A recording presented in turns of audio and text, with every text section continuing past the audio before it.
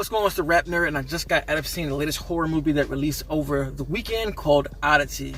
The story follows a woman named Darcy who is a blind medium doing her own personal investigation on her twin sister's brutal murder at a new home out in the countryside. So to find out more things and possible clues about who did it, she goes to the house putting her powers to good use. That's all I'm gonna say. That's what the trailer presents.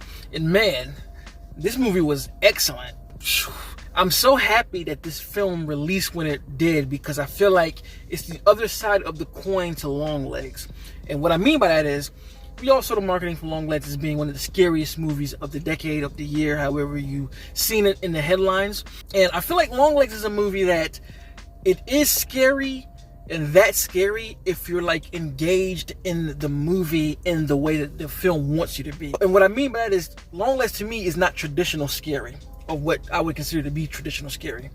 You got to be locked in on that one to find it that way, or be into that type of thing, or let what happens in that film affect you a certain type of way. If you're scared of that stuff, it's very effective. Whereas here in Oddity, this is what I like to call the traditional form of scary in a horror film, and it is highly effective. Like, this is what traditional horror is when it's at its best level, when you have somebody who wrote and directed it and understands the craft. This is what Oddity is. Like, this is a movie that if you were to say it's the scariest movie and you show it to people and tell them like, this is the scariest movie I've seen this year, they're gonna agree, because this movie is scary. Though I don't find it to be the scariest personally. I still have Longlegs scarier than this one, just because, again, all depends on how you engage with the film, and that film kind of got under my skin a little more than this one, where, again, like I said, it's more traditional. I've seen things like this, and especially the director's last film, Caveat, it kind of fits the same type of horror in the way it goes about its horror.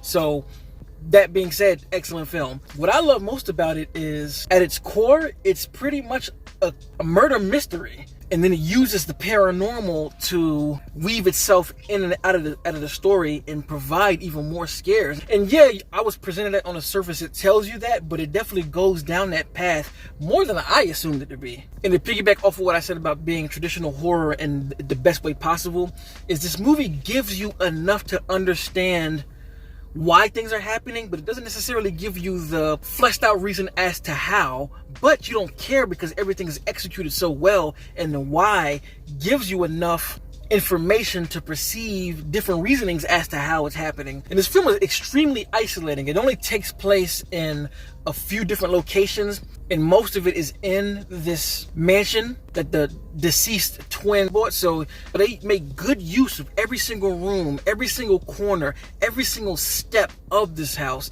One moment in particular at the third act that I was like, oh my god, this was some slime ball shit.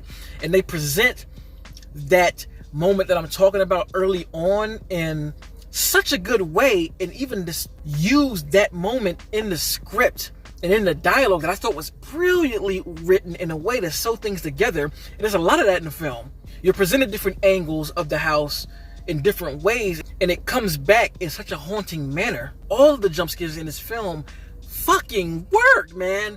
And again, I'm doubling down on traditional horror, because I see a lot of times people think that jump scares are bad and they hate them, but I'm like, no, jump scares are good. It's the cheap ones we don't like. The ones in here that are crafted because you're pulled into the story and then you're just hit with it, excellent. Like, I literally found myself shrieking like, oh, when certain moments happen, because what they hit you with is in the vein of so much real world terror that I put myself in that position of the character, like, holy shit, like, if I was here, this would be terrifying.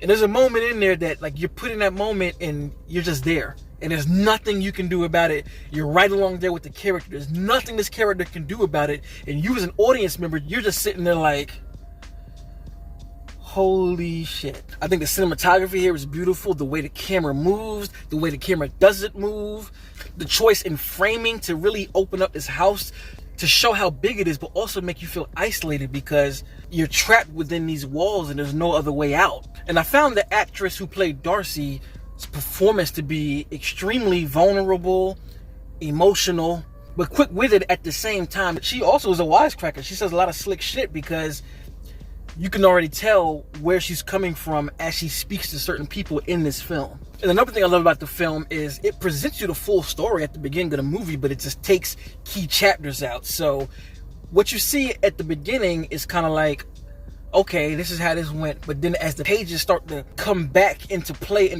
the beginning of the story, as the rest of the story moves along, the things that you once saw earlier make a lot of sense as to why they were there. And I also have to mention the score and the sound design here are fantastic.